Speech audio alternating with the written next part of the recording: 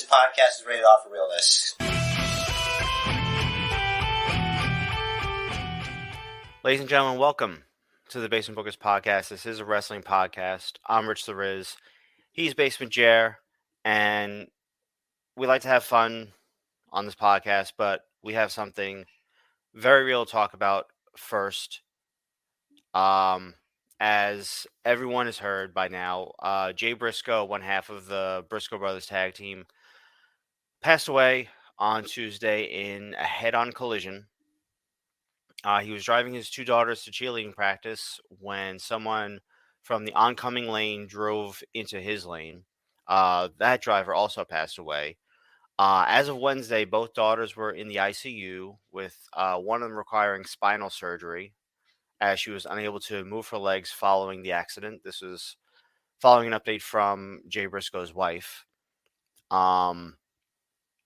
haven't heard any updates yet so far, but there's been an outpouring of love from the pro wrestling community. A lot of guys worked with the Briscoes or knew the Briscoes, and it's been overwhelming outpourings from the community. These are never easy to report on. Jer, what do you got? I don't think I have enough value to contribute. I will say that I'm sad. 38. He's with his kids. I thought that Jim Cornette had said, he did something on his show. They talked about him. And I thought he did a good job of telling, you hear about what kind of person Jay Briscoe was. Mm-hmm. And so I thought we'd just watch it together, watch a little bit of it, like 5 minutes. You had seen a little bit of it, and it was rough for you. You said it was, tough.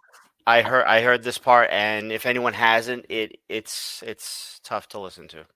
Yeah. All right. So we're gonna have the link for the whole thing in the description below. Mm-hmm. So I would check that out, and then come back here, or you watch here first and then go check it out. So you could watch from where you pick up from here, where we leave off, and go there and come back, or whatever you want to do, whatever makes you, But I recommend it. So let me make sure I got good volume here.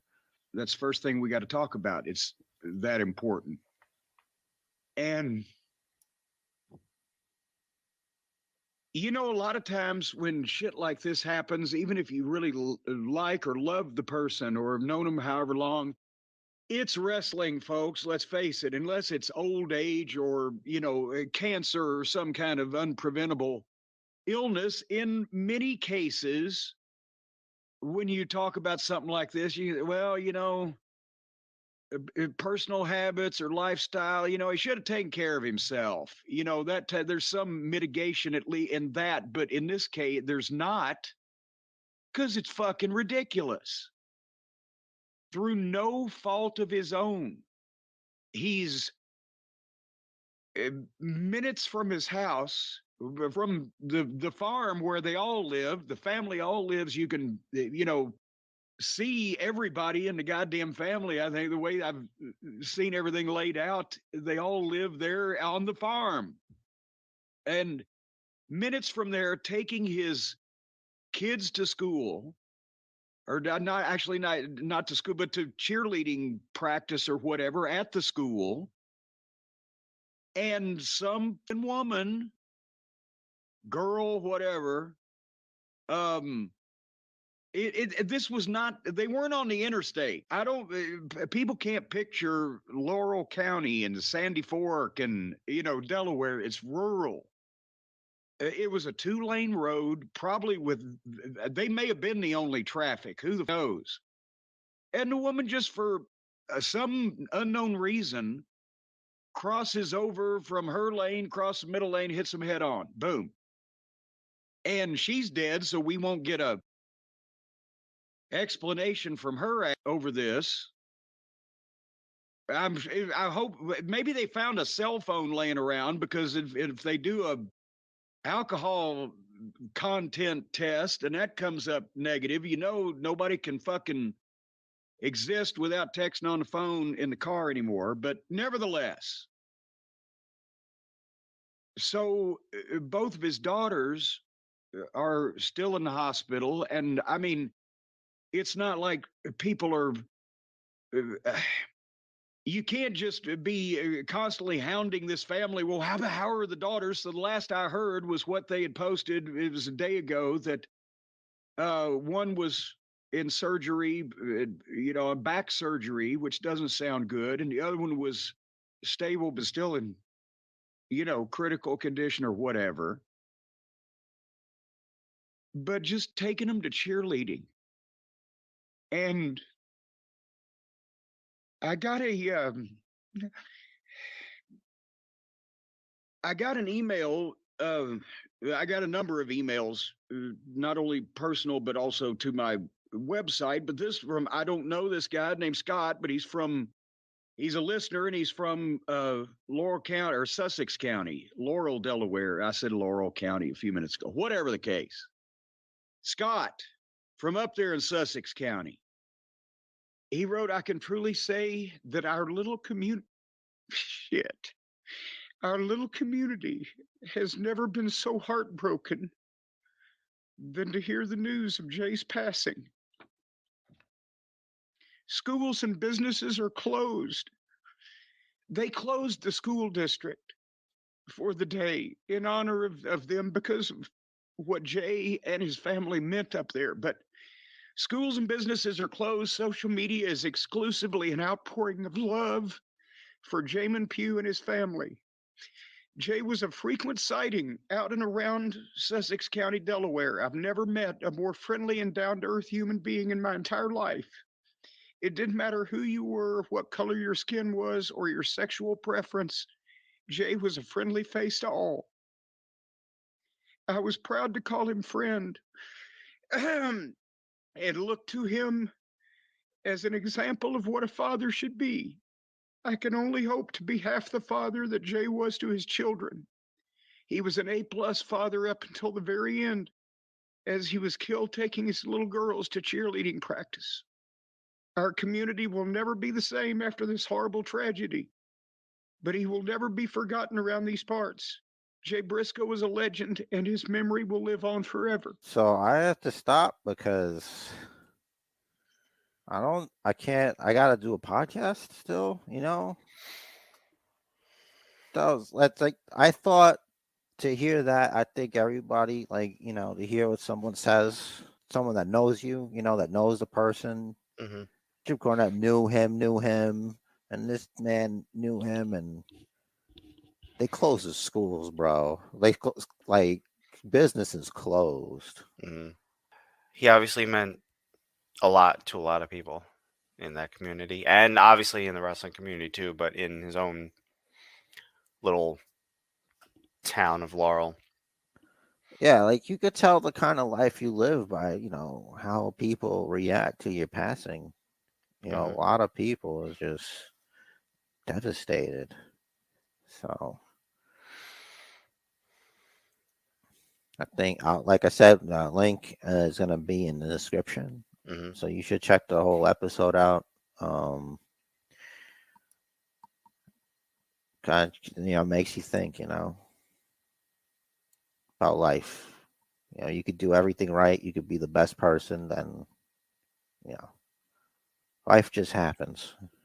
Mm-hmm. Now, it's all about hoping his daughters can pull through. The one that's having the spinal surgery, and they're both in the ICU. I don't know what's up with the other one. We haven't, like Cornette mentioned, all he knows is what's being put out there, and no one has a place to say we need more information. So yeah. All right. Okay. Here's what we'll do. Let's take a break. Mm. All right. And we'll come back. We'll let's cheer everybody up. Let's celebrate life because you still have it, and then we'll just come back strong. So just take a second here, and we'll be right back. We're Let's do the rest of the podcast. Let's have a good time. We're gonna have a great episode. We're gonna basement book, guys. The basement bookers are back. We're basement booking Raw 30. We're gonna basement book Royal Rumble. It's don't worry. We got some highlights, but mostly we're back to basement booking, baby. We'll see how the basement booking occurs in the video space, so to speak. But anyway, we're not done yet. We still got a little bit of the we got some stuff, some news. We got Vince being naughty, maybe not naughty. We don't know. Allegedly, we don't know. All right, you don't know. You don't know. I wasn't there. What am Great I? I'm not a minds. lawyer. I'm not a lawyer. What are all you, right? Jerry McDevitt? What am I? I'm Jer. So no Wrong Jerry. relation. Wrong No. Jerry. All right. So let's go.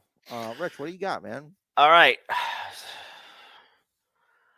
So, Superstar Billy Graham is not doing well. According to posts to his Facebook by the page admin, who's been getting updates from Billy Graham's wife, Billy Graham has been in the hospital since at least January 6th.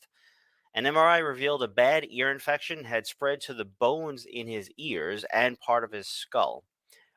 He coded during a procedure on January 10th, and doctors restarted his heart and installed a breathing tube. But later in the day, he was able to open his eyes and focus, which is good. That was definitely promising. He had been on at least 7 antibiotics for the infections, and they took a liter of fluid from one of his lungs to help improve his breathing. Last weekend, his blood pressure and heart rate were steady enough to remove him from the ICU. And as of Wednesday, his kidneys were working again, which one of the posts mentioned that when you code, which means if your heart stops, the kidneys are the first thing to shut down. So his kidneys working again is a great sign. Sending positive vibes out to Superstar Billy Graham. That sounds horrible. Yeah, absolutely. And I believe in God, and I hope that he takes care of Billy Graham. I can't imagine that kind of like awfulness, and I sucks. So good vibes as much as we can here. Like it's always like I'm having a rough time, Rich Derez. It's a rough week. R-Truth revealed in a recent live stream that he's healing up from a torn quadricep tendon that he needs surgery for. Then he needed a follow-up surgery because he got an infection. He said he started physical therapy this week and he'll be back, quote, sooner than y'all think. So, R-Truth going to be in the Rumble. My guess, number 16. I don't know why 16, but why not? I like it. It's booked. It's booked for Basement Bookers Books Royal Rumble. We already got them. There we go. Number 16. All right. All right. What do you got? I don't know. I was just waiting. Oh, you Okay. Yeah. I did that because I was going to interrupt you, and I stopped short so you can keep going. I was just going to move on. That's what happened. I was going to move on to the next thing, but if you got something I'm waiting on the next thing. All right. So you mentioned Vince McMahon. Wall Street Journal reported on Thursday that Vince and former referee Rita Chatterton, who accused him of sexual abuse who recently accused him of sexual abuse from 1986, have reached a multi-million-dollar settlement. Vince continues to deny the allegations, but his lawyer says he settled to simply avoid the cost of litigation. Moving right along. I can't. Anything I say, I'm just too stupid, and I just don't have what it takes to speak on that. Mm-hmm. You know what I mean? I wasn't there. I don't want it to be true, but if true, gross. You know what I mean? The usual thing. Like obviously, that's bad. You know what I mean? So I just want everybody to be okay. Mm-hmm. Stop the madness. In the original January 5th consent, which is what it's being called, that made Vince executive chairman of WWE, an amendment was made that required shareholders to approve any company transaction or media rights deal. Vince has since had this rewritten so that any decision in these matters would not need shareholder approval since he is now executive chairman. So, I feel like, you remember those games? It was like a little tray, you got it's got 16 slots, but only 15 numbers or something like that, and you gotta arrange numbers in numerical order. I hate that game. Those are always the worst. I hated those, but it's like you move one up to move one over to move that one down to move that one over. You got to make 4 moves to make one move. I feel like that's exactly what happened here, but at a corporate level. Vince is like, okay, well, I'm out of power, but I can do this thing that'll make me executive chairperson. And once I'm executive chairperson, I can then take away everyone else's power. Can you imagine being Vince McMahon sitting with these thoughts and setting this up this way? Yes. It's like a kid that makes up their own game, and they're perpetually changing the rules as they go so that they win. Yeah, I pop the tiles out and then I put them back in the right order. I used to do that. It's I so hated that game. lazy. I hated that game. It's one of those things like that dude in the meme that's like, just do it this way. It's like, just take them out, and then you Yeah. can put them back in the right way. Why are we doing this? And they were What are never we made trying to right, so prove? they'd always get stuck if you try to do it right anyway. Yeah, yeah. I don't know how you see it, but the only time I ever get them is like a birthday gift thing, like when you go to like a kid's birthday party. Like one time it was a bunch of in a them in a grab bag. pinata. Yeah, like a grab bag or something. I'm Mhm. like, oh, this stupid thing, but like you didn't have shit back then. So you're like, I mean, Can I it's just something have for me to. Can I just have a quarter? Yeah, but it's like it's something to do. Like what like what were your options back then, dude? Like, oh, cool, a little ball I can bounce. Yes. Like at least with that, you're gonna have a lot of fun with that, you know? Or like one of those bullshit like pinball game machine things, like you move a little ball around. Or the thing with water in it, you squirt it and you try to get the ring on the little things inside. Yeah. Those are amazing. My grandmother used to have like a keychain that did that. I always used to mess with it. It was like, wow, this is like the best thing ever. God, we're old. All right. Let's get away from that. Vince just making up his own rules. He's just doing what he wants. He is. According to Wrestling Observer newsletter, Comcast is the most likely candidate to have on hand the available funds to purchase WWE, which analysts estimate would sell for between $7.4 and $8.2 billion. Additionally, the Saudi PIF, Amazon, Disney, and Netflix would be able to come up with the funds themselves, while Endeavor and the Khan family would have to partner with other businesses to get the funds. So they're it looks like basically what's happening is they're looking at lists. It's like, okay, you have it, you guys can get it, you guys can partner with someone to get it. They're making tiers of potential buyers. Out of selfishness, I want it to be Netflix. I would like Netflix to buy it because they own the menus, like how they do it. No one can do it like them, and I feel like they do it the best. Netflix's menu is pretty great. So I think that would be ideal. That's the only reason. As long as you keep Triple H and creative and just you keep your hands out of the pot and don't bring your political BS over there and just leave it doing what it do, it would be the best because you have like the Netflix's awesome menu. You know, it's like right through the app, right through Netflix. You can go to WWE and you can keep the premium live event model. Don't go back to that pay-per-view because that's going to hurt. Because then it's like one of the main reasons, like, I don't know, the reason I don't get AEW is I don't want to pay for that. That's $50. Yeah. You know what I mean? But they got to go the WWE Network route for AEW and eventually Ring of Honor. They need to start doing something like that. Yeah, it's like I don't have that. So like I can't justify that purchase, especially since it's like I don't know. I don't want to be negative.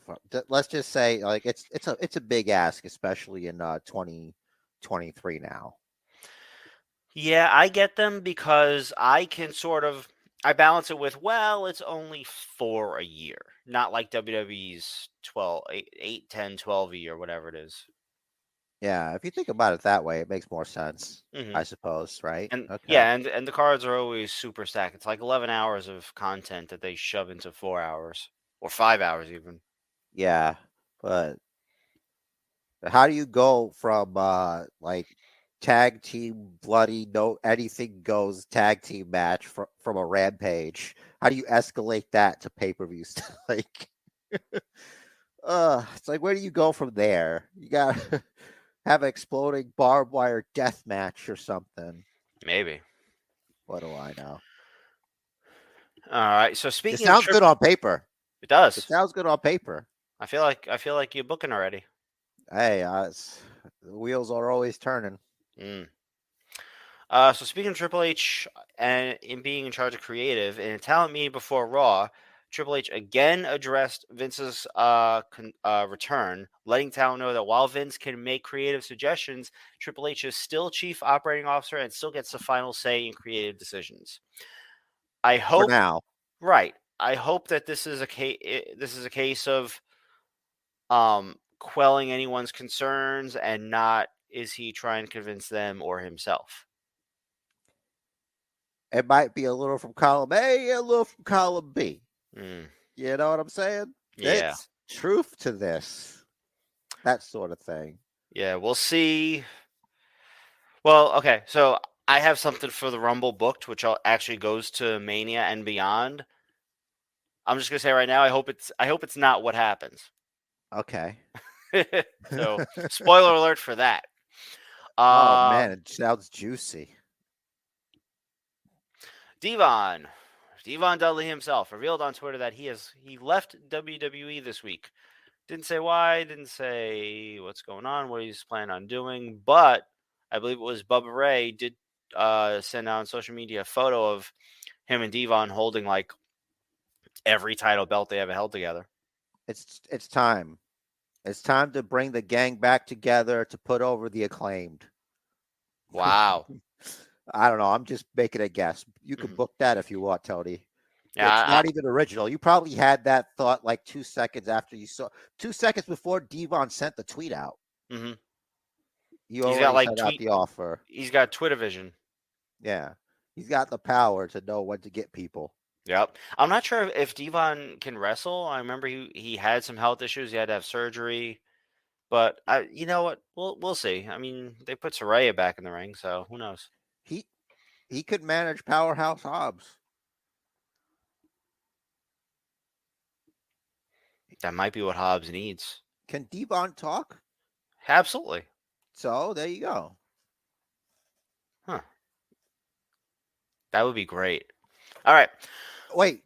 Yes. One more thing. Like, it'd be great if they actually like do like the opposite of what they're accused of and like take his advice. You know what I mean? Like, if they like listen to him, he might be able to help them. Like overall, you know what I mean? Mm-hmm. Like, it's obvious, you know, he was doing work at WWE for a reason. Yeah. You know? Mm-hmm. So he's been around. He's literally been in companies that folded and WWE. So take the good advice, you know, if he's got it. You know, I'm sure he does. Yep. Bret Hart announced on Twitter that Hitman's Bar, which is what it's called, clever name, is opening in Calgary, Alberta, Canada, next month. Hitman's Bar. Like, I'd imagine it's like an actual, like a bar, like a crowbar, like a giant crowbar, you know, at the top. I feel maybe you have like a Bret Hart statue holding a crowbar, you know? I get the impression he's not quite or like an arm bar. I don't even think he's clever enough for that. I own a bar. I'm the hitman. What's it called? Hitman's Bar. Wow. Bro. Yeah. Yeah. Doesn't Hogan have like a shop? Like he has like a store or something, a restaurant or something like that? I think so. Doesn't Hogan have like a thing? He has like a beach shop or something. Yeah. Because he's got like all his belts there and stuff. Of course, it's almost like a Hogan museum, if you will. Maybe that's like his own little personal Hall of Fame, brother. Yeah, brother. You know, the Hulkster's been running wild all over for years and years. One time I did a movie with Rocky. Right. He was enormous. Like, I watched Rocky 3 recently, and Hulk was in it, and it was like before he lost like 2 feet from falling on his butt for all Mm-hmm. those years. You know what I'm saying? It's like I know Sylvester Stallone's not exactly super tall, Mm-hmm. but Hogan was enormous. Hmm. Like it's ridiculous.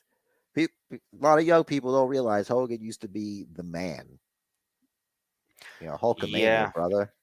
it was a unique time. All right. We got anything else in here? Last but not least, for now at least, Sean Spears and Cassie Lee announced on Thursday that their son Austin J was born this past Tuesday. Yay. All right. Great. Congratulations, everybody. Also, both of them got crapped on by their baby. Just so you guys know, because I know, because they tweeted it. So Oh, I I just missed wanted to that share one. that. Yeah. So for the record. Well, there you go. Misadventures in Parenting, Part 1. All right. What do you want to do first? Do we just like knock off the highlights, or you just let's Yeah. talk about? All right. Let's run through the highlights and then do what we do best, which is Basement Book. We're gonna basement book Raw 30, which is coming up, and then we're gonna basement book Royal Rumble. It's gonna be good. All I right. have a list of all the legends announced for Raw 30. Good, because we'll just mention that, and then we'll go into like how we would do it. Mm-hmm. All right, so it went really fast. All right, so this was not highlighted by Rich Torres because he knew that I was going to bring it up. I'm sure. Yes. As soon as Rhea Ripley comes up in front of Solo Sikoa, Mm-hmm. I'm like, well, he's going to headbutt her in the face, and it's going to be awesome. He's the street champion. He doesn't care. Mm-hmm. Much to my disappointment, that is not what occurred. What occurred was Solo being backed off by Rhea Ripley. And I'm sitting there and I'm like, I'm having flashbacks to Lillian Garcia being destroyed by 3-minute warning. Flashbacks to the fabulous Moolah and Mae Young taking exactly 3 minutes too long. Mm-hmm. What about Bubba putting Mae Young through a table from this? I think it was even from this. I have Yep. Okay. I have a theme here. Okay. I have a theme here. Okay. I don't know what the Dudley Boys have to do with Samoans. I don't You're know what they right. have to do Okay. with the bloodline, All which right. is All what right. All right. he is to represent, what he has flowing through his veins. Mm-hmm. I had flashes to Moolah and Mae Young being there 3 minutes too long. Mm-hmm. Rich Torres. I had a flashback of two mildly attractive, early 2000s, late 1990s attractive lesbians when this was a rare thing, HLA. taking 3 minutes too long.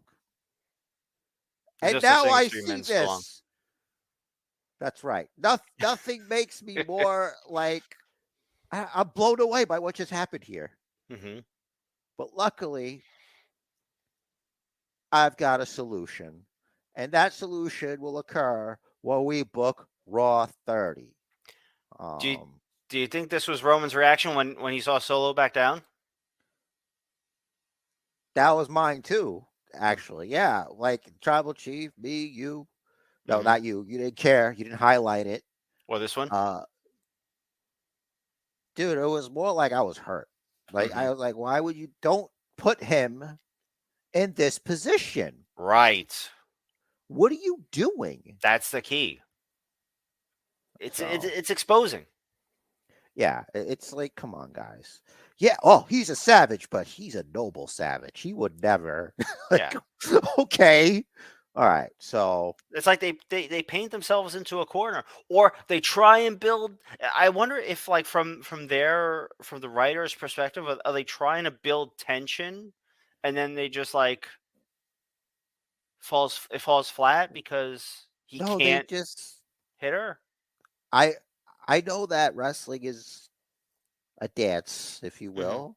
Mm-hmm. You know, there's just certain things, a publicly traded company. Thankfully, I'm doing it right now, so you don't do it and upset me later. Thank you. publicly traded company. There's certain things you can't do. Mm-hmm. But to add on to what you said about painting themselves in the corner, they are not only painting themselves in the corner. They're painting poor Solo Sikoa's character into a corner. Don't make the situation. Mm-hmm. You know what I'm saying? Mm-hmm. All right, screw it. Here's what I would have done. I would have had him go to headbutt Rhea Ripley, and Rhea Ripley gets out of the way in time for Dom to get headbutted in the face. Yeah. I would have loved that. And then because Rhea would have had to fall, she falls to the ground basically. She's like, yo, he was really gonna headbutt me. And maybe she'll think twice before getting in this guy's face later. You know what I'm saying? Yeah, and that wouldn't have even been her like looking weak or whatever because That's he's Samoan. self-preservation. Yeah. Yeah. It's a Samoan headbutt. It's not like a regular man headbutt. It's a Samoan headbutt. Or maybe Dom sees the headbutt coming and he pushes Rhea out of the way and he takes the headbutt. There you go. You know, that makes him like, yeah, that's better. That deepens the connection here. And it shows that maybe 45 minutes in holding really did harden Dom. Yep. You know what I mean? Mm-hmm. So that works out. On the inside. You're welcome, WWE. It would require some insane precision from them, though. Like, you'd have to nail the timing for something terrible not to happen. Practice makes better. Yeah. Yeah, then they start the segment. It's like, Rhea Ripley, she hurt her nose earlier. Nothing related to practicing headbutt timing, but you know, this isn't gonna help. But that's why she had to move out of the way, you know? Mm-hmm. All right. All right. So next, okay, so this was a segment that Rich had. So Byron is outside Pierce's office with Elias. Rich, why do you feel like this is red? Because I feel like MVP coming out saying what he said, it was obvious. And I hate obvious things. Surprise me for once. Make it not Omos. And why is Elias so stupid that he thinks it would be MVP? Was MVP just talking in third person the whole time? Is he Rock now? And also you underestimate MVP. You think he'd do something that's stupid? Like, he knows. Yeah. He's a businessman. He knows what's going on. Or they just and it makes Elias look stupid. Yeah, and it makes us look stupid. He's like, he goes, "Hey Pierce, you got a minute?" It's like, you were just in there. No one else walked in there. You were the last one in there. Well, he could be on the phone. I guess, yeah. I guess, like, all right, never mind. I'm the asshole. No, it's all right. So he's like, so I'm there too. I'm like, okay, so it's Omos, right? Because he's not going to win the Royal Rumble, right? You know, it's not. We're not going to get Carmelo Hayes out here. Mm-hmm. It's not going to be my pick to join the Hurt Business, Robert Roode. You know, it's not Bobby Roode. Interesting. Yeah, I say that because, like, a fan tweeted out, like, oh, what if the Hurt Business has the Street Profits in it? It's like a picture. It's got the Street Profits with Benjamin and Cedric and Omos and whatever, and Bobby Lashley.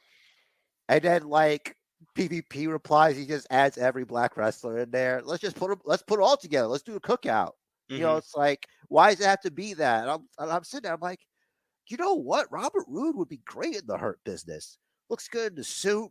You know, he's a big guy. Like, he could fit. You know what I mean? I was thinking about guys you would put in there. Mm-hmm. So what that leads to, next segment here. Now, it's green highlighted. For me, it was kind of rough because it's like Becky's calling Bailey a Karen. Yeah, the whole Karen part was a red for me, but the rest made up for it. Yeah, it wasn't that she was calling her a Karen, and it's like, I mean, I get it. And then Bailey's like, I know you know my name is Bailey, as if Bailey doesn't know what the insult Karen means. Right. And then poor Becky, like, don't do it. Don't try to explain it to her. Just move on with your life. You know, it's not that good. Explaining it. Don't explain it because it wasn't the 1-2 punch that you thought it was. Right. You know what I mean? Mm-hmm. And I kind of get like the valid points is like, oh, you wanted, but you wanted to stay in NXT because you wanted to help people. I thought that's what it was. I didn't take your spot. That was up to you. I'm like, because she wanted to be a leader. She wanted to help. yeah, Okay. you want to be the big boy in the big girl in the sandbox or whatever kind of thing, right? Yep. Well, any other thoughts on that? I did like. I kind of saw what was happening. I didn't know for sure it was gonna lead to a cage match, but I saw the trap being set. I saw it being laid out. I saw Bailey walk into it and look around, you know, and like, oh, and there's the cage. But it was still good. Because I feel like it fit with the characters.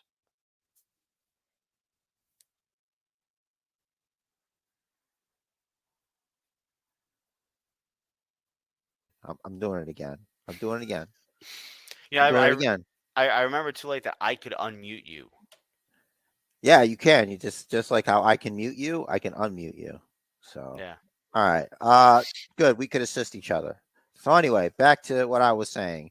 I don't think we've seen a proper Bailey feud with Becky, like with these versions of the character. Right. So it's fine. But I think at least one match after the steel cage, we should be done with this. And we can move on to better things for both of them. Yeah. One and done. Maybe Bailey can win a feud, but I don't know. It hasn't been looking so good for her. Like she hasn't won a feud since she's come back because her last feud was with Bianca Belair and she lost that like completely. Yeah. All right. So next we have Elias. He's waiting for his opponent, and his opponent, straight out of Outworld, representing Shang Tsung, is Omos. If you're watching the YouTube, you see Shang Tsung from Mortal Kombat has appeared. And he is very happy with his newest acquisition. So Omos is on loan from the Outworld forces of Shang Tsung to MVP. And it goes the way one would think it would go. The finish him comes up, and Omos takes care of business. So Pierce says that Tozawa has to earn his way into the Rumble. Why? That's a good question, Rich Derez. Why can anyone else just say, I'm in the Rumble? And Tozawa's like, I want to be in the Rumble. Pierce's like, what? Hold on a minute. Hold on. It is not official. All right. I know I have headcanon for this. And my headcanon is that WWE is a meritocracy. And like certain people can declare themselves for the Royal Rumble. Like Kofi Kingston can declare himself for the Royal Rumble. Cody Rhodes could because he's a big enough star. So like Tozawa, I don't remember the last time he won a singles match. So to justify him, besides 24/7, that sounds made up. So what I'm trying to say is, like, you have to justify your spot. You know what I mean? Why should you have that spot over somebody else? Like, you haven't really done anything. So that's what I was thinking. That's how I was like, all right, you know what? It really doesn't make any sense why some people could just go in and some people have to qualify.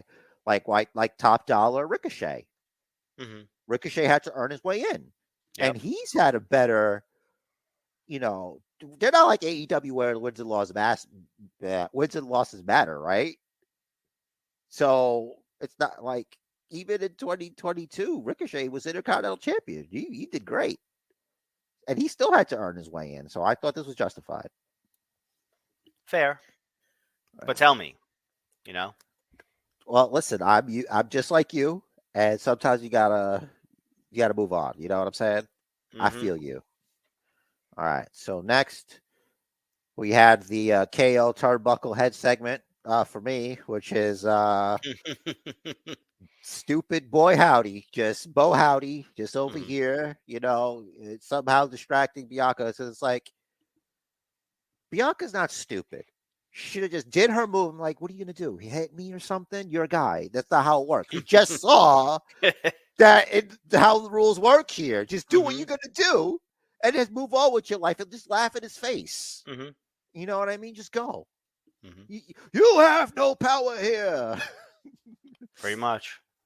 um, just just stay on SmackDown where you belong. All right. So Cesaro's opponent was Bronson Reed. Yeah.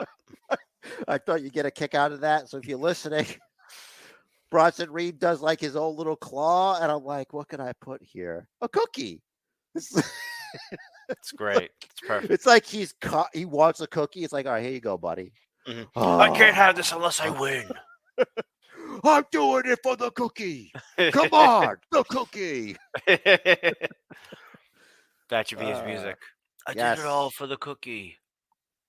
Listen, guys, whoever you got to replace CFOs, do your job. Uh-huh. All right. So that goes as well as it's gonna go. And this is, of course, the main event. This was to earn a shot at Austin Theory's United States Championship, the alleged top prize of Monday nights.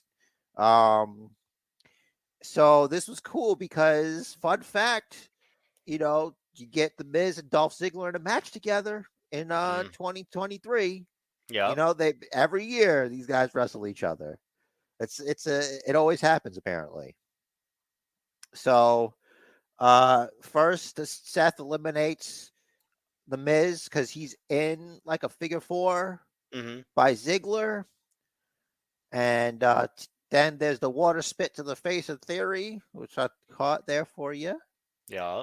And then we got the super kick party from Ziggler. Here's one for you, Corbin. Here's one for you, Bobby Lashley. Look at you. You're like carved out of granite. This guy's so strong. I'm so jealous. All right. So a lot of work. Here you go, Balor. Don't feel left out. Here's for you. I know the Balor Club's not here, but you could have Super Kick Club. And then the pedigree from Seth by Ziggler. I didn't catch when Finn got. Oh yeah, Finn got stomped and eliminated by Seth after not coup de grace. I thought it was cool when Omos got his head stomped into the table with Theory like getting Omos's arm. That was almost like that was a smart way to eliminate Omos. Yeah, it was perfect. It protects him too. It's like, yeah, that'll do it. Yeah. It's like it's a finisher onto the announce desk. It was enough of a distraction for Lashley to just spin the whole spear, the holy heck out of Seth Rollins. So that concludes the Monday Night Raw. But I wanted to discuss something from Raw real quick before we headed on into. I don't want to talk about NXT. Can we skip it? Sure. Unless it's something really important. We'll just scroll through real quick. But why did you announce Cody officially for the Rumble? So I read that they knew it was going to leak anyway, and they're happy with the rest of the surprises they have planned. I read that too. So what's wrong with one extra surprise? Like, maybe it's not as obvious to everyone else as it is to like most people that he's coming back for the Royal Rumble. It would have been a way bigger pop. It's like when they're like, okay, what if on Monday Night Raw, before we went to Royal Rumble that year, they're like, John Cena's coming back. Do you think the pop would have been as big? No, certainly not. You were there, right? I was there. I was there, right? That was like even at that time, it was a little bit of a 50-50 crowd, but that was a unanimous cheer. I feel this like was Cena at the height of his popularity, and no one knew he was going to be there. I mean, I didn't, and you didn't. Right. It was incredible, and you took that away. And it's like, yeah, okay, so now when we do the episode after it and we're like, you lied, because none of that other stuff was good. Like, you had Flimmity Flam from Flip Flap. I Yep. don't care about him. I don't care how many times he was the BDB champion or whatever. Mm-hmm. I don't care who the toughest SOB in Nantucket is. Mm-hmm. You know what I'm saying? Like, this Cody Rhodes, this that. This one, Royal family. Mm-hmm. Dude, come on. Cody Vader or no Cody Vader? Now, who cares? The And, Bookiverse wants to know. and what this means to me, he's either number one or number two. Wow. The entrance. You Okay. get the proper entrance if you're All number right. one and two. True. There's no way, bro. Otherwise, everyone just runs in, or maybe they'll like go slow and take it in a little bit. Nah, no. You start. I think that's part of why they did it, because he's going to open it anyway. But still, it would have been perfect if it was him as number one. The whole entrance. You get the whole entrance, Cody Vader and everything. Do it, you cowards. I think he should be number two. Have Why? someone in there waiting, and then they hear it, the lights go out. Cody Vader. All right, yeah, he should be number two, because otherwise it's Cody waiting for somebody after he had like the best entrance. Exactly. The better entrance. Okay, so and then the question of literally how do you follow that? Also, number two is like the same as number one, but you just get, you know what I'm saying? Right. Like the Just- better it- entrance. Yeah, it's just not quite as remembered in the record books. Yeah. So when Cody wins, like it'll be asterisk, he won from number two, which is the same as number one. It's just not number one. Technically, Mhm. the first person has the advantage because they're waiting. They're resting in the ring from coming in, waiting for the entrance to be over. Cooling off. Technically, number two has the advantage over number one because number two knows who number one is before number one knows who number two is and can already be mentally preparing. Yeah, you have a little bit more preparation time, Mhm. especially if you think like Batman, who Mm-hmm. the question is, how much preparation time does Batman have? And he can just take you down. Yep. So, all right. But that's not our booking of the Rumble. That's coming later. No, that's what we got think they more. should do. Yeah. Like we could do whatever we want. All right. Mhm. So for NXT, why don't you just take us through? I don't have anything for it because I was having a hard time staying awake during it. Like, it's not their fault, really. I watched it late at night last night. Mm-hmm. So Yeah, I kind of feel like it's it's turning a little bit closer to what Vince's NXT was, which was bleh. yeah, like I was second monitoring it because I was playing. I got Cyberpunk 2077, and I was playing it because I'm like, I can't focus. This is so bad. Yeah. And when you're second screen for me in a wrestling show, that's not good, dude. Mm-hmm. At least to me. Excuse me. I'm sorry that I went through there. I was very disprofessional. Right. Very disprofessional. So I was distracted, but also I still didn't like it. It's like, I don't get this. Like I it's not like anything's confusing to me. It's like I'm not being. Like, I appreciate the work that's being put into it, but the storylines haven't hooked you. Yeah, I'm having trouble. Yeah. They haven't given us a reason to care. I'm on the same page with you here. Like, I think the wrestling's good. The wrestling's good, but right. I need a storyline. You know what I mean? I need, you know what the deal is here. Mm-hmm. I'm more of a sports entertained. Yeah. I'm not a member of the Jericho Appreciation Society. I haven't lost my mind completely. Mm-hmm. Like this Lyra Valkyria thing, which is the first red highlight I have. It's like, A, why, and B, why do I care? Like they really haven't even told us anything about Lyra Valkyria from what she did in UK. So I don't know why she's coming out to jaw jack with Cora Jade. Yeah, just fresh started. Or whoever she joined. She said, if not for Cora Jade, she'd be number one contender. Like, I don't care. Yeah, like we know it was a week ago. We know because she was a sore loser, she cost you, in the Rumble because she got tossed out real fast. The Battle Royal. Yeah. And she was a sore loser. She cost you an opportunity, but Mm-hmm. like you'll never know. I can understand why you're upset because you'll never know. Mm-hmm. If it weren't for her, we've all been slighted in some way in our life, and that's relatable. Right. Second highlight I have is with Alba Fire backstage with her bat in the ref's throat, and Casey come talk her down, and she's basically like, I can take both of you on. Like, I want a tag title match. It's spoiler alert. It's gonna be Isla Dawn. yeah, it's gonna be Isla Dawn. I It's think Alba Fire and Isla Dawn. I think I might have thought that was going to be a thing. I think we might have brought it up last week, Mm-hmm. but it's even more obvious. Yeah. Which obvious isn't always bad. I think it could be good.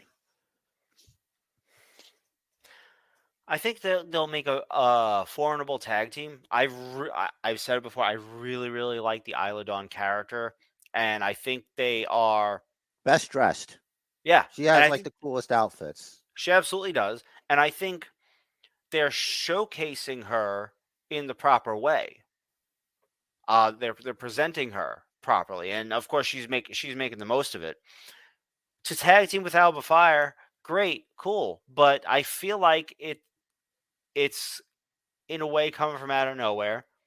And they were literally just feuding, and as far as we know, that feud's not over. I think So it is it's kind because of of the that match they opposite, had. maybe, That was. but like it's still kind of the exact opposite of what happened between Cora Jade and Roxy.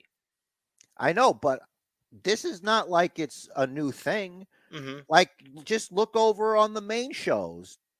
Drew McIntyre and Sheamus. They beat the crap out of each other.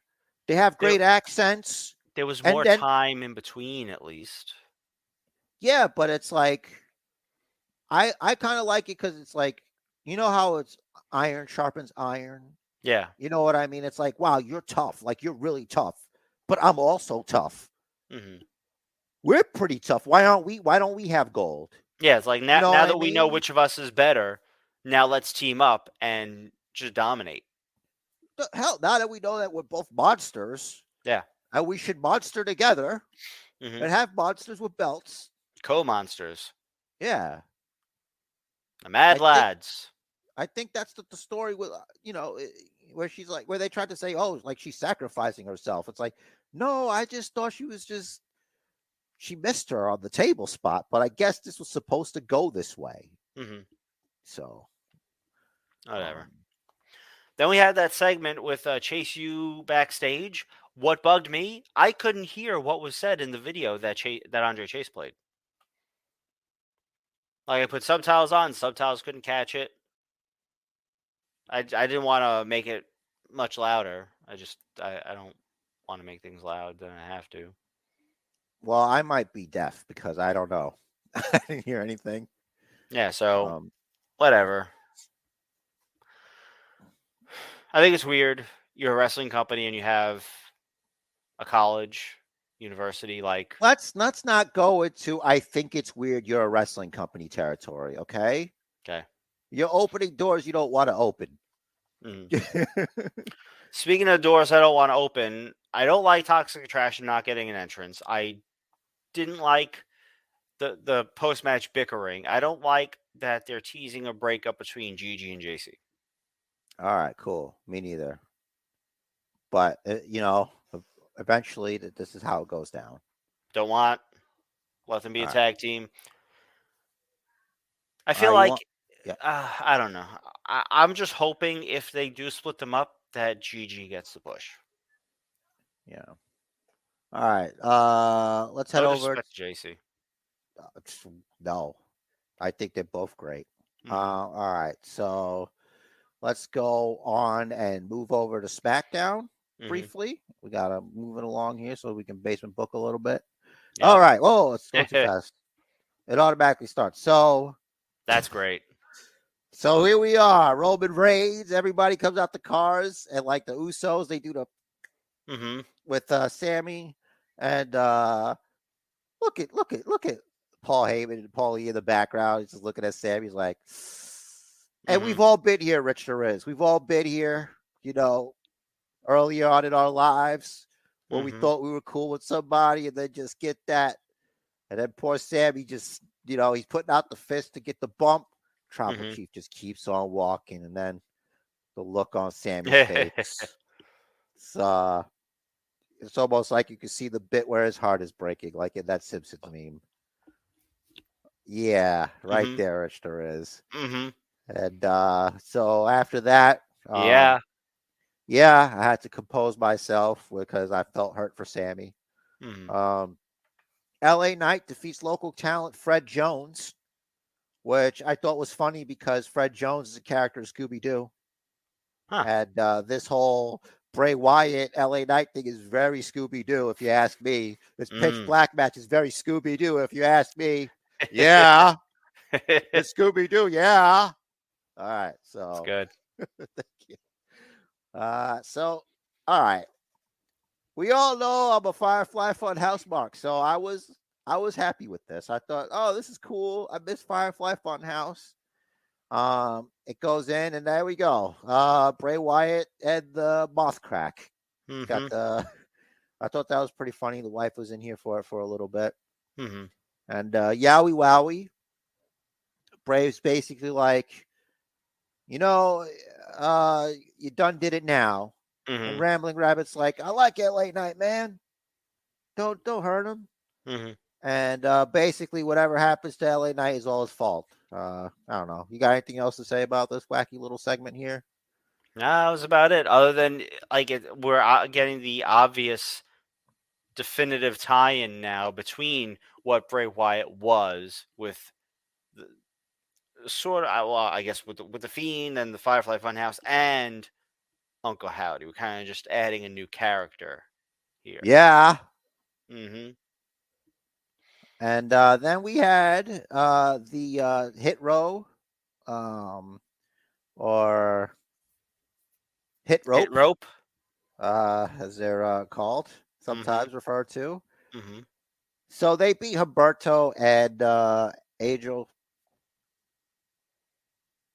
I don't get it, man.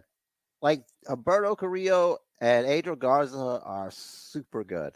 They're like super good at wrestling.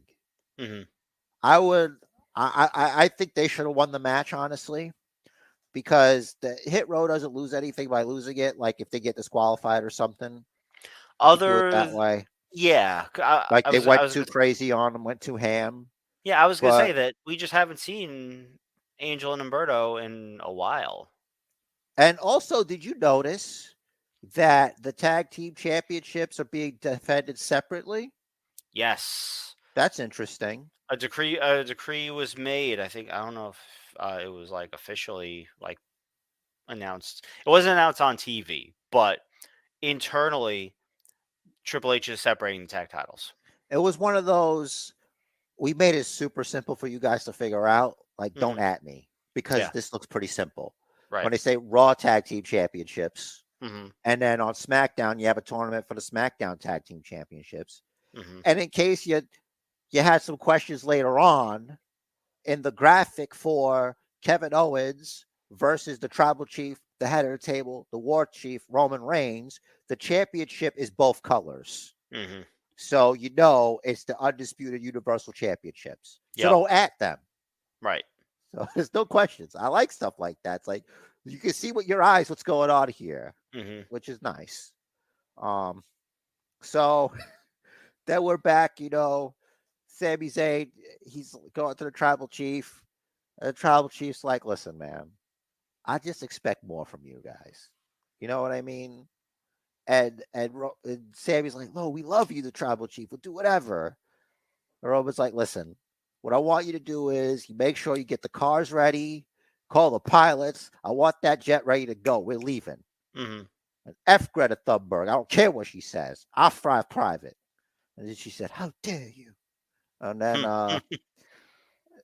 this I thought was interesting, that Paul Heyman thanked the tribal chief, which means that Paul Heyman must have convinced the tribal chief he's got a plan for Sammy. Yeah, because he said Like, you want Sammy in the castle pissing out, not outside the castle pissing in. Which is an analogy I've never heard before, but it works. yes, it does. So this works out well for the tribal chief, not really. So it's only Solo and the wise man. Kevin Owens comes from the crowd, blindsides the tribal chief, which I don't agree with. Be the official podcast on the Island of Relevancy. I don't agree with that. Right. After the stutter, Kevin Owens, he goes out there, he sends a super kick salad for the undisputed tag team champions. It's many super kicks and throwing into barricades and steel steps. So it's not like it wasn't super easy for him. And proceeds to pop up powerbomb the tribal chief. And that he is standing over him. And then Sammy's way too late. And the ropes are keeping Sami Zayn from getting into the ring somehow as a force field. Magically keeping him from getting in Kevin Owens' face. Kevin Owens tosses the contract at him, and then Kevin Owens just bounces because his life is in danger. Yep. So that was SmackDown. There you go. Solid episode. Think so. All right. 874 days as the tribal chief, head of the table. It's unbelievable. Acknowledge it. So let's go on to Dynamite.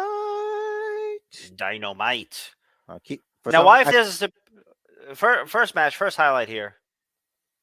I just got this gripe. It's annoying me. I don't, if you got the graphic, great. If not, whatever. It's okay, dude. We're flying by the seat of our pants, brother. If there's a stipulation during a match that if you get involved in the match, you could be fired. Why is that stipulation carry over after the match is over? I We were was explicitly told if you interfere in the match. I watched that today. I was going to pull my hair out. Right. Like I was sitting there, but the match, the whole time it's happening, but the match is over. Yeah. But the match is over. But the match is over. I'm repeatedly saying it to myself like a maniac. Like, you ever feel like you're you're going crazy? I felt like I was losing my mind. Yeah, and it's this is in the same category as having like a no DQ match and not using foreign objects or interference until after a ref bump. Yeah. Like, do you not know the rules? Or the fact that there are no rules? It was over. Yeah. He didn't interfere in the match. I felt it feels like it might have been one of. I wish it was a dumb miscommunication on their part. It's like, no, dude, it's over. You don't have to. He can still do this. You're messing up the spot. I'm really supposed to choke slam them. Why are we still doing this? Can you imagine? It's like everybody's just confused. All right, so I thought it was great that we got the graphic, and we definitely gonna have this. Later. You would have seen this already because I thought it was nice of them to acknowledge him. I got a little beef with WB and how they do business over there. Maybe we'll talk about that later. Well, they taped a tribute show after Dynamite and Rampage, which is going to be on ROH, whatever their streaming thing is. I don't remember what it's called. And it's going to be on the Ring of Honor YouTube. That was what I checked right before we started. It's not up yet. Yeah. Okay. So this is going to be furtherly discussed maybe in a new segment to the podcast. So there might be a new thing. You're not going to know if you don't stick around. There you go. So, all right. So you don't have this highlighted anywhere, but I had it because I watched it recently, and it's like, what an alpha move. Like, you're there with the wife of the man you knocked unconscious last week, and you're casually talking about how you shut his lights off. The man that she loves, the father of her children, and you shut his lights out.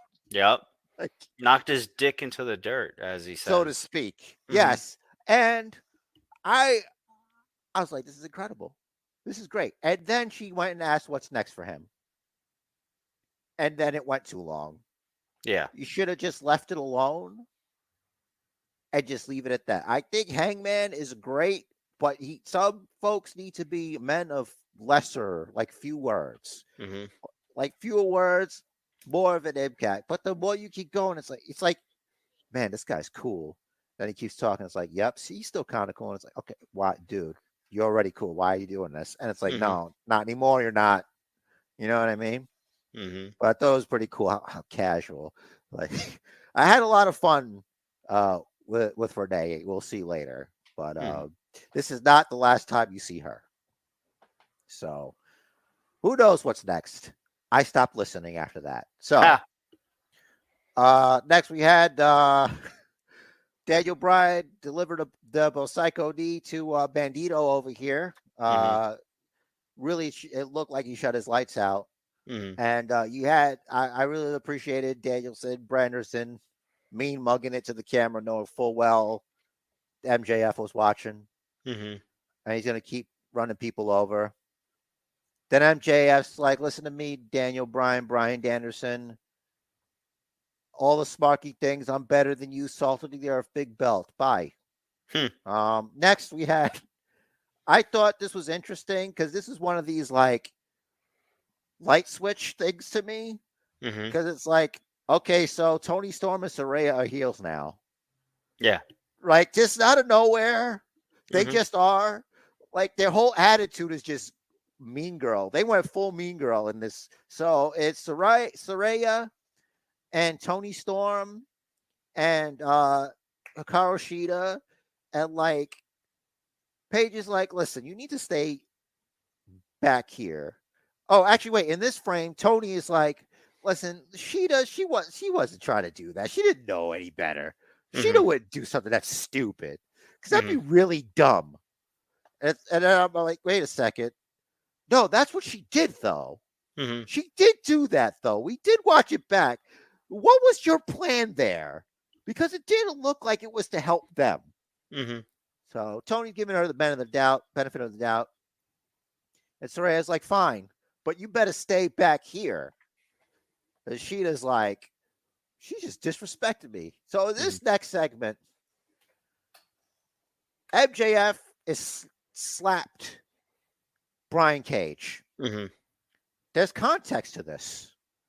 This didn't just happen. This is, of course, this is after MJF's like, this is a big envelope full of money. Now, look at Renee's face. It's like nothing has happened to her. Nothing's registered. Like, MJF has brought his hand. It's coming to hit the face of Brian Cage, who looks like a killer. Don't worry, Richard. You don't have to zoom for this one. So,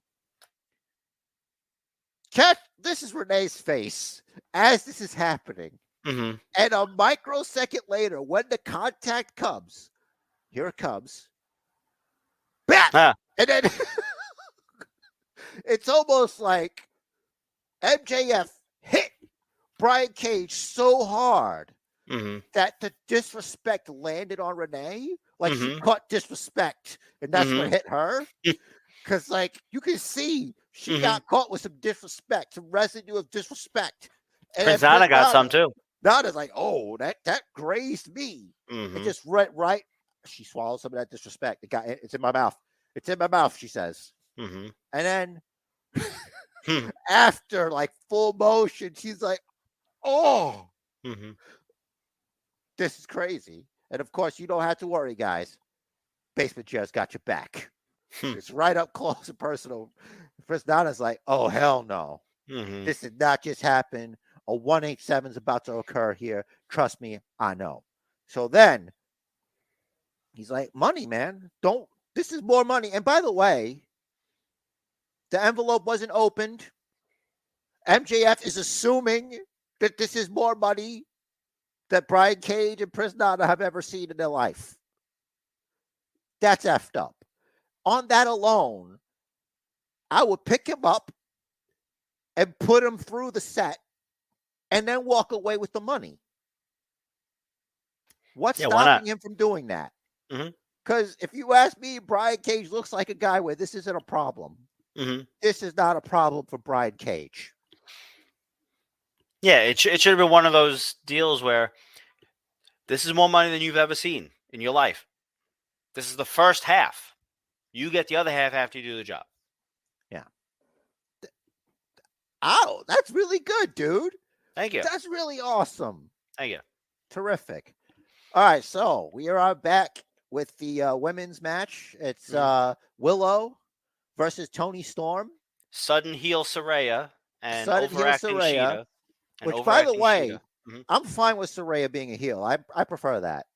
So, and Sheeta's there with the kendo stick, and Saraya's like, I told you to stay back there. Mhm. And it, admonishes her, and this comes to where like she gets on the apron, and Willow goes to Saraya's like, "Hey, get out of here!" And Toni Storm takes advantage, hits the roll up, uses Willow's cake, and then there's the cover, and then the beatdown comes. Suddenly, Saraya, super heel Saraya, beating up on poor Willow Nightingale, everybody's best friend. Mhm. Then out comes destination. No. That's why I don't do karaoke. So she's out there, and the whole time Paige is like, "Are you serious? Are you serious?" It's like, well, yeah, she seems very serious. This doesn't look like a comical situation for Ruby Soho. And Sheeta. Yeah, I think Sheeta just the whole time she's just stone cold stunned the whole time. Yeah. Like she's still recovering from the disrespect 2 weeks ago. She's recovering from the sit down interview. Yeah. She's like, I still can't. Act. I can't believe it. Mm-hmm. Yeah. And then we had Darby Allin face off against the man of the hour, the man of all the hours. The man of all the hours. He's got all the time in the world. He's a real time splitter, if you will. And he lost the match, of course. Yeah. But it's amazing. Was this for the title? Yeah. You could just get a title match, the TNT Championship. I guess it's the precedent has been set from the Cody days. It's like, this is how we get people in. You get jumped in by getting a title match. Well, there was that. I think there was something on social media where Kushida accepted the open challenge. Where it's like, all right, so like I get that it's open challenge, but open challenge is like, I am issuing open challenge right now, and someone just comes out. Yes. It's the AEW definition of an open challenge. Yeah, but AEW still put on a better show than NXT this week. I'm gonna definitely give them that. Despite Cheetah's overacting, I do agree. Yeah, listen, one little hole does not sink an entire ship. You could patch it up. All right. It looks like they're headed to like AEW Originals versus non-AEW Originals women's. At least it's a women's division feud and not a men's thing because it's been done before. So at least with this, it's something. Yeah, so Britt Baker and Jamie Hayter faces for it since fans are behind Hayter. Well, are they currently feuding now? They already lost their match. It's, you know what I mean? Like maybe that's just resolved. Maybe. And they moved Paige and Toni Storm to the next thing, to the heel thing. Yeah, who knows? It's hard to keep track because it seems Willow and Ruby are done with the JAS girls. Mm-hmm. So that's probably what's next for them. And they're like, "Oh, we just want to work with them." Mm-hmm. All right, let's go hit the Rampage quick, because we're already like we got a lot to talk about. Sorry about that. Present video file because I kept hitting share screen. It's like I don't want to share my screen. Mm-hmm. All right, so for Rampage, there's not much here, but the whole Ortiz is out here. He's with Tony Schiavone. He's like, the guy, the Eddie Kingston I know, he's not gonna. He almost crossed the line. He was gonna hit a woman with a chair. We don't. Where I'm from, that's not cool.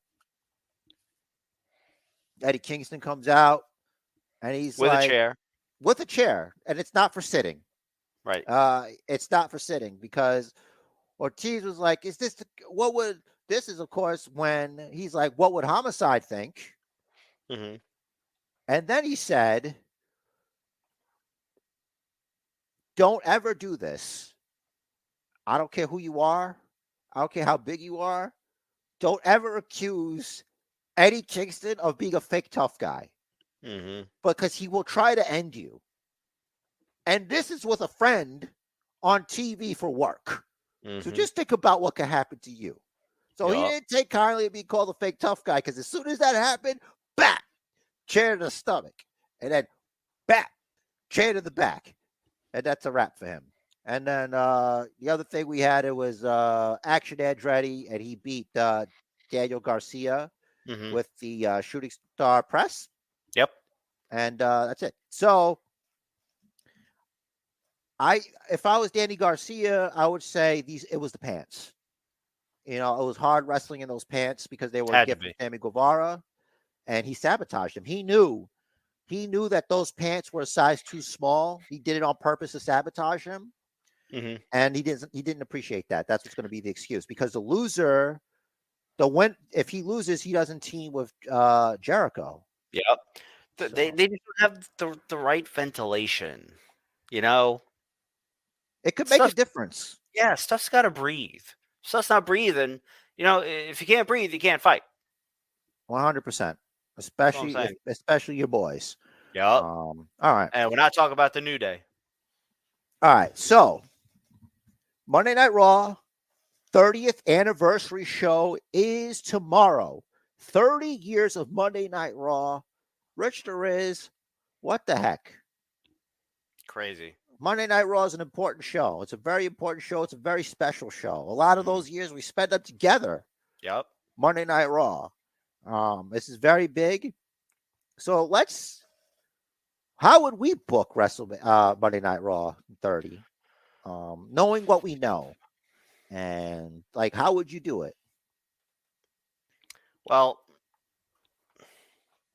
I figure you got to have, as far as all the big stars that are currently on the roster, all hands on deck. So you're going to have Roman, you're going to have Bloodline, right? Wait a second. Remember, just to recap, just to fit it in, Mm-hmm. they still have, and we can use this in our plans, the acknowledgement ceremony. So Right. that we already That's have on the that. table. Mm-hmm. Okay. There's Thanks for already reminding me. going to be the Monday Raw Tag Team Championships. Mm-hmm. The Judgment Day versus the Usos. Yeah. Mm-hmm. All right. I don't know about anything else, but I know those are the big things that were announced. We know the legends. Also, Becky and Bailey in a Cage match, right? Okay, so we have to make room for that. And Hogan's going to be there, Flair's going to be there, X-Pac's going to be there, Road Dogg's going to be there, a bunch of people going to be there. Mm-hmm. You know, I almost wouldn't be surprised or particularly disappointed if those are the only 3 matches. Have each match main event whatever respective hour they're on.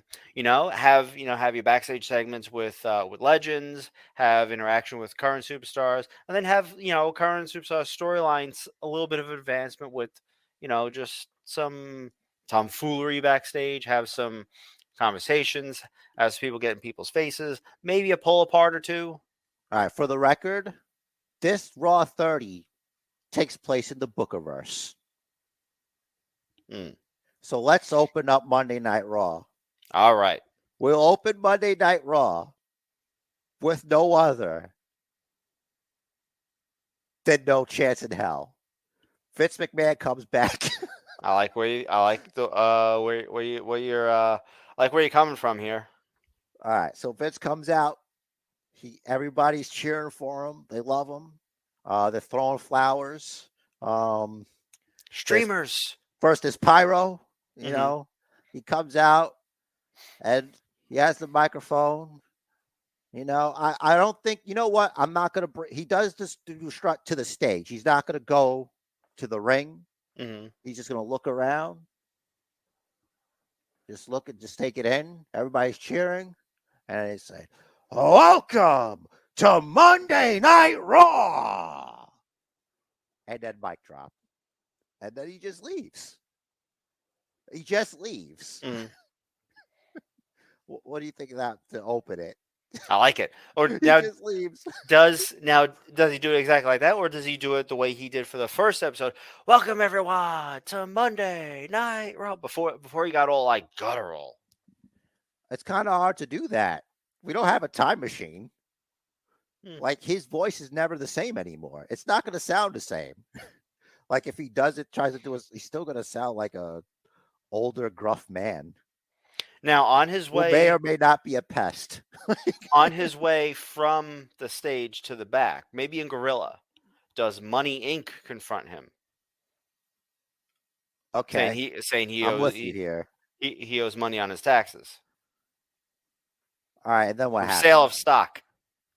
And okay, yes, Mhm. yes, and Vince's lawyer comes out, and Vince's lawyer is no other than Brother Love, and he says, "I love you," and he's like, "We can have a discussion about this." A certain investment group is very interested in this situation, and then they just F off to wherever, and then and then Hunter's just like at the computer or the monitors at the computer like a nerd like me. He's like, you could do that, and like get these guys out of here or whatever. You could have basically that HBK and Triple H are the adults in the room. Yeah. They're at the monitors just trying to do work. Mhm. So what do? Do you go and then you come back from commercial, I guess, and then you know what we could do? We can open it up with the first. Would you want the first match to be the tag team title match? Or do you open with the cage match? Or does the cage match main event Monday Night Raw? Or do they do like a Legends thing at the end of Monday Night Raw? I think a match closes the show. All right. I know, but do you want I'd the steel say cage match? steel cage match closes, so let's open with tag. All right, great. So we'll do the tag team title match. All right. Obviously, the Judgment Day is out first, right?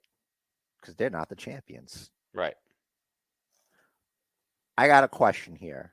Mm-hmm. So is it Priest and Balor representing the Judgment Day, or is it actually going to be Dominic Mysterio and Damian Priest? I think the graphic was Priest and Balor. All right, good. Priest and Balor. I said that right. Technically, that's not fair because it was Dominic Mysterio and Priest that won them their way into the match, right? Dominic was the sub because because Finn couldn't continue, but that doesn't mean Finn was out. He was just out of the match. I get it. Dominic was in it on Priest's behalf. There's going to be a lot of chicanery in this thing. Going off what we know here, do the Usos drop the belts? No. Okay. Usos retain. Rhea tries to intervene. Right? Lights cut out. She's a amazing. And there you go. I was going to bring have out the female of the bloodline. I was going to have her come back at the Royal Rumble. Mm-hmm. But I guess you could do it here. Or we could do it where you do have them, and because you have Solo and Rhea Ripley, but it's outside stuff, and you have the situation that we had where she gets in the way of Dominic again because thinking he'll back off, but this time he actually goes to headbutt her, Mhm. but Dominic gets her out of the way and he gets the headbutt. Okay. Okay. Mhm. And that neutralizes that portion, and Jimmy J can do the Jimmy J, Mhm. and they'll win they'll retain the championships. Mhm. I think either way works. Yes, I agree. I just want a headbutt to happen, and I will fight for this headbutt. Is the Glasgow kiss not enough? It's not Samoan. You're right. You're right. It would be great if they did that. Like if you build up the headbutt for people who are not in the know, and then you you get Drew versus Solo, and it's like they Glasgow kiss meets the Samoan headbutt, and then who's the strongest headbutt? And of course, it's going to be Solo Sikoa. Coconut crunch. That's it. Forget it. It's a wrap. Mhm. We did it. There you go. Screw it. Drew McIntyre shows up at the top of the ramp, and he points to his forehead, and then he points to Solo Sikoa's forehead, and then we go to the next thing. Mhm. Okay. All right. He We're should also back. cut a coconut with his sword. As proof Yes. as a show of dominance. 100%. And then we go backstage, and X-Pac and Road Dogg are laid out backstage. Mhm. They've been attacked. We don't know who attacked them. We'll get the usual, get medical, get some help, whatever. So we get back. Let's do some action. All right. What kind of match you want? You can do anything you want. Do we want a Legends match? It's up to you if you want to do that kind of thing on the 30th anniversary of Raw. How about we do Hurt Business wants a rematch with Street Profits from last week? Right? Yeah. Mm-hmm. And this time, MVP doesn't come out. Omos comes out in the middle of the match. And it's not sure what the distraction is for. Mm-hmm. And he just winds up beating up all four guys instead of just the two. And it's like, well, what was this even about? And because I'm only booking Raw 30, I don't have to follow up. It's easy for me. There you go. Like, why did he do that? Whatever. It gets four people I like wrestling to wrestle. Yeah. What do you want me to do? Space and cooking. That's all it's about. All right. So, that's pretty cool. I feel like there's not enough ladies. So let's bring Trish Stratus is here. And Lita. They're back for Raw 30. And because Rich the Riz mentioned Legends match, let's do Trish Stratus and Lita tag against the Raw Women's Champions.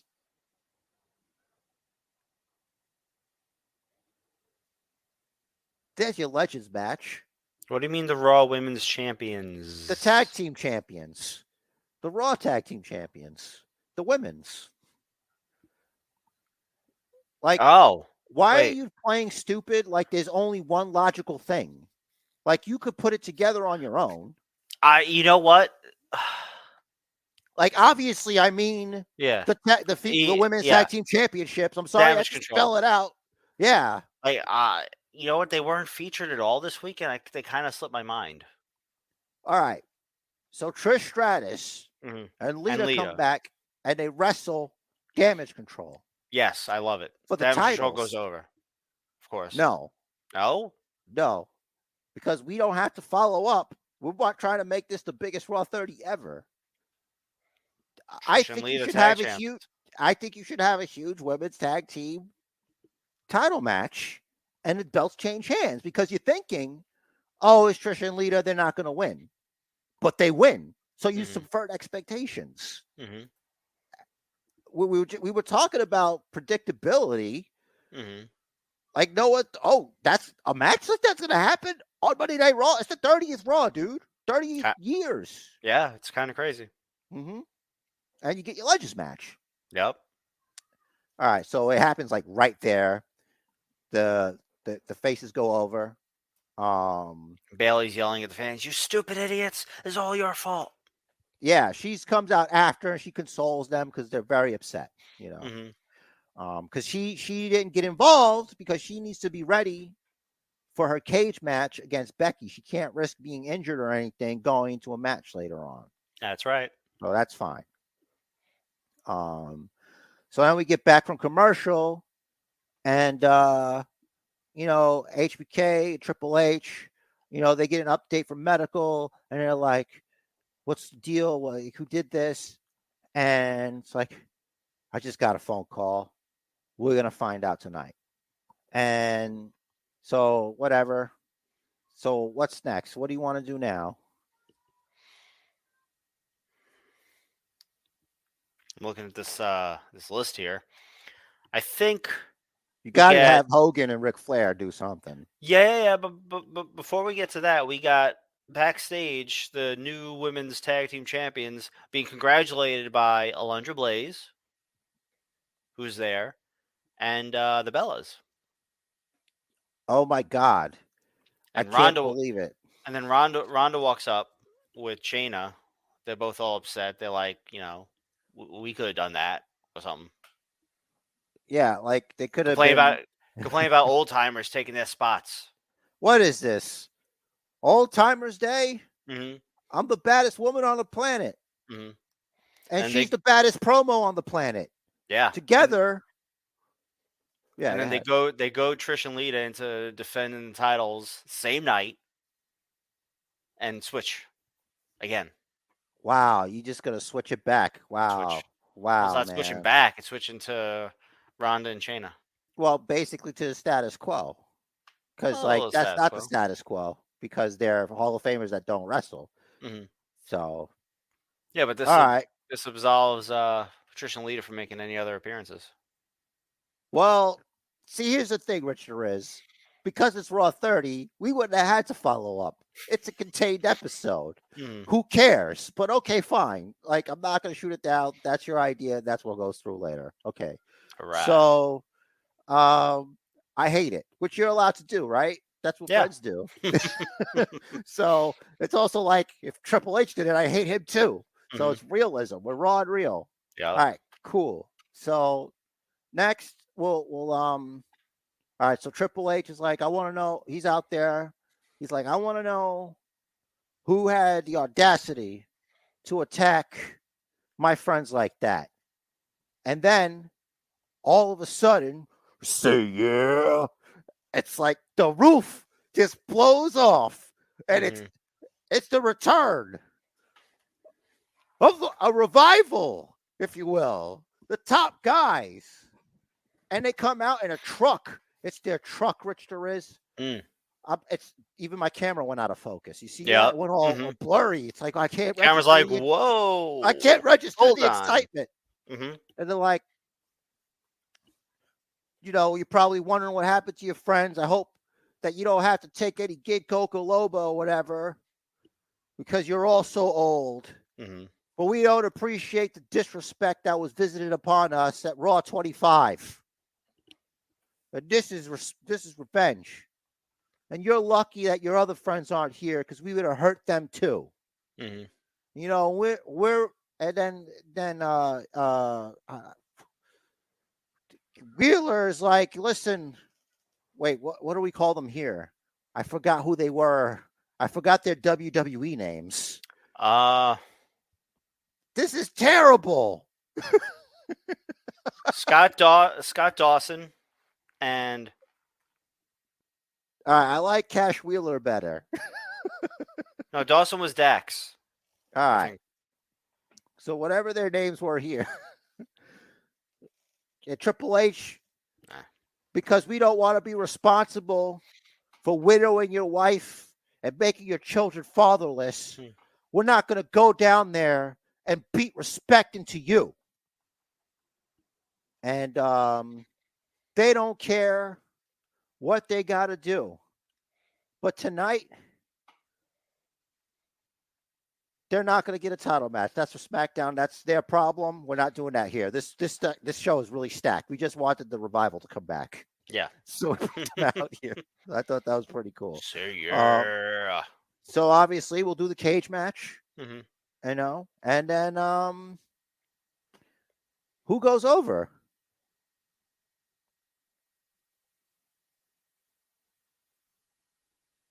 We'll have Bailey go over, I guess.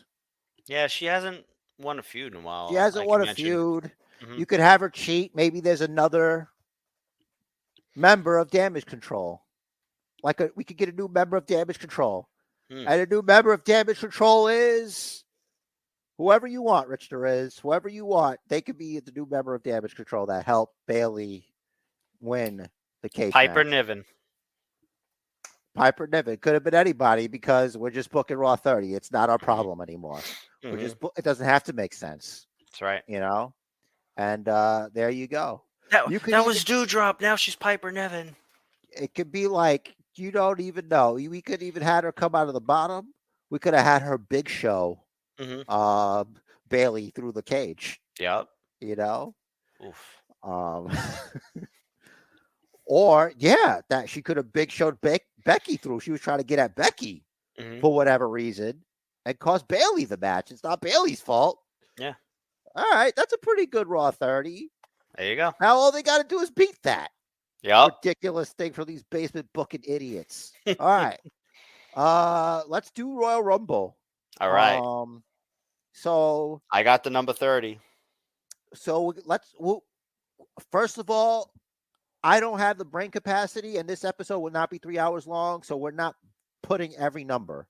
Right. Okay, we're doing the best we can here. Mm-hmm. So do we open up with the title match? Oh, you want to book the whole show? Yeah. Oh, if you want to just do the Rumble, we could just do the Rumble. But I would think whoever the champion is would determine the Rumble. Well, it wouldn't matter anyway, because there's only one way this goes down. The tribal chief wins anyway. Right. Like, we could just be under the assumption that the tribal chief will be the undisputed Universal Champion at the end of the night. And we'll just put that under, why are we even talking about this? Mm-hmm. All right. So since the Rumble's next week and we're not making picks, this Rumble takes place, of course, in the Bookerverse. The rules of the Bookerverse are: if a wrestler is no longer with us in Universe A, which is the Prime Universe, which is Earth 1, the one in which we inhabit, it is a constant throughout all universes. There's no unraveling of threads. Mm-hmm. If a wrestler has to be able to physically compete. You can't have Bret Andre Hart. Yeah, because he's not alive. That is in the other thing. That's already covered. Oh. That's already covered, Rich. Okay. We moved on from that. Yes, that's covered. What I'm saying is you can't have like Hulk Hogan. Mm-hmm. We're not gonna have you did a time machine and Hulk Hogan in his prime this year. No, he's Hulk Hogan in his current condition. No Hogan, no Sting. Got it. No Sting. Sting. I'm just saying Sting does wrestle. Unfortunately. But Hogan does not wrestle. Mm-hmm. Okay. I just wanted to throw a dig at Sting. And in the example for the women, Trish Stratus and Lita may not wrestle, but they can wrestle. Right. All right. Let's go. So who's number one? And why isn't it Seth Rollins? No reason for it to not be Seth Rollins. Seth at 1, Cody at 2. Let's go. Let's do it. That's it. That is it. Adrenaline in my soul. Thank God it's Cody Rhodes. It should have been a surprise. But in our universe, it is. Because they didn't make that stupid decision. Mm-hmm. The roof blows off. We get a repeat of Seth being like, this effing guy. This effing guy, man. And they tear it down for the brief amount of time they're in there together. It's really important I think number 3 is also as important as 1 and 2, right? Because that's the first person to get in the way Mm-hmm. of what's going on in there. This is the first like cog, the first like, you know, the first black licorice, the black jelly bean, so to speak, the one that spoils the bunch. Yep, the first X Factor. Who do we have in spoiler? I'm thinking, hear me out. You could disagree. Mm-hmm. How else would you ruin a perfectly good, exciting thing? You bring out the new modern day wrestling god, Baron Corbin. It's great. I think that is the best way to interrupt this flow. What do you think? That's perfect. It's absolutely perfect because it's like the live crowd will absolutely hate it for every good reason, and they're absolutely right, which makes it great. Excellent. So he's out there. He's just trying to sit there like he's just going to let them go at it. But they go after him. And then it could be one of those things because, like, everybody likes both guys. It's like, oh, that's fun, them just beating up on him. You know, you let that continue. I have an idea for number 6. Okay. Number 6. Yep. No one we'll comes just out. assume a 4 and 5 came out. We'll assume there's already 4s and 5s out there. Whatever. Right. Number 6, no one comes out. Nobody. Give me it. We'll come back. What's your next number you got? I don't know. Let's have Robert Roode come back. Okay. He comes back and he helps out. He helps out Cedric, who's already in there. Okay. Because he was a 405. And it's like, oh, this is an interesting combination. Put a pin in that. I like. You know. All right. I don't know. We can have. Got to put a little bit of stink on it. We got to put a little. All right. Does Sami Zayn enter the Royal Rumble?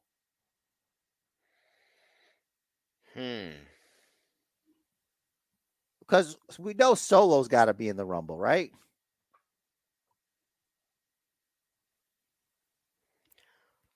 This is interesting. Like what? Oh, by the way, we totally forgot about the acknowledgement of Roman Reigns at our Raw 30. It happened. Everything went fine. Yeah. And The Rock did bring it via satellite. And we don't worry about it because that's their problem, not ours. All right. So it happened. All right.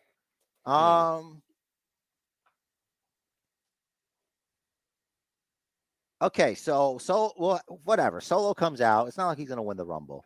Right. If anything, we could make the story that we just wanted to be a member of the family, and they're just going to do what's best for business.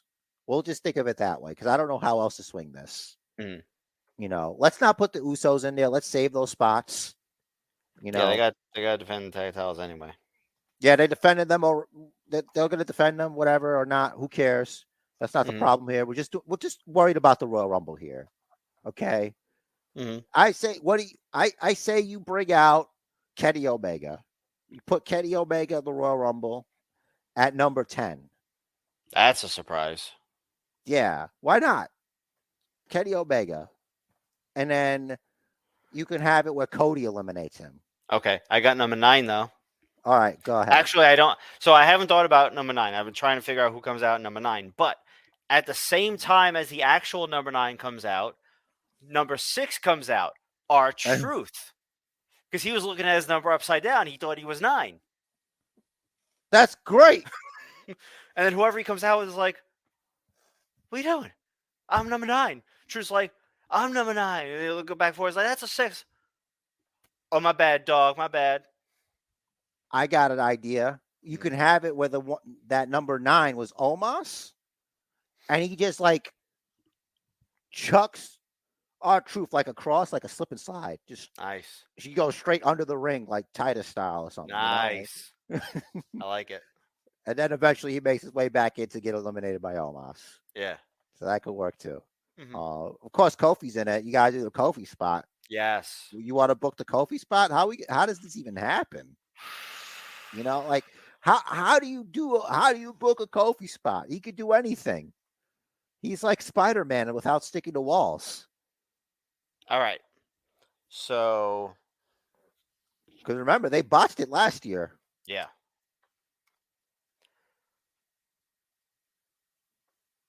So let's say Omos gets tossed out, and like he hits his head on the steps on his way down. Right? He's laying on the floor. Kofi's tossed up and over. His feet land on Omos. Okay. Omos starts to get up. Kofi's like holding on to the ropes, and then just gets back in the ring. He's got to be really fast, and Omos has to be like really engaging his core because him just landing on him, that could knock the wind out of you, and he's going to react, and that's like a wobbly surface. Like you could immediately just fall off of him. But he couldn't be holding the ropes. Omos stays there. Kofi's like, all right, yeah, go ahead, go.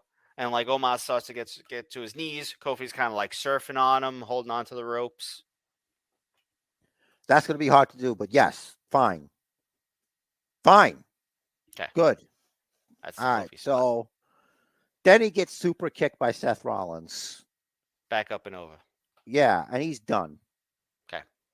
I don't know what kind of reaction Seth's going to get for that. Oh, you know what?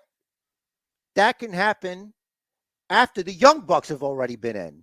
Wow. And the Young Bucks super kick party, Kofi kicks it right back out. I'm getting crazy. This is crazy. This is a crazy Royal Rumble. Of course they're not going to win, but who cares? The Elite are in the Rumble. Lucky number 13, Will Ospreay. Damn, dude, we're just going ham. Let's do it. Yeah, let's go. Willie Ospreay. Like Cesaro? Nah, Ospreay. Yeah. Some people don't got to earn themselves. They got signed. No, they're not. They're just shaking hands because in this universe, all this buyout and purchasing and all this stuff was just a ruse because Nick Khan was talking to Tony Khan and they talked together and they made a business deal. And Vince was like, forget about it, money. And they were like, all right, cool. As long as we get a big cut of the Elite, we'll do they could do like a Street Fighter themed. This is what they would do. They would do a Street Fighter themed Elite shirt X Royal Rumble. And I could see it. The proceeds 50-50. Nice. Those shirts would sell like crazy because you'd have the Elite and like the best of the best WWE guys you could find to be in that with them and like Street Fighter versions of those characters. WWE Elite. There you go. So making all the money. So whatever happens with that. And then eventually we'll do at like let's do 17, right? Okay. I hear voices in my head. They counsel me. They understand. They talk to me. And it's Randy Orton, my guy.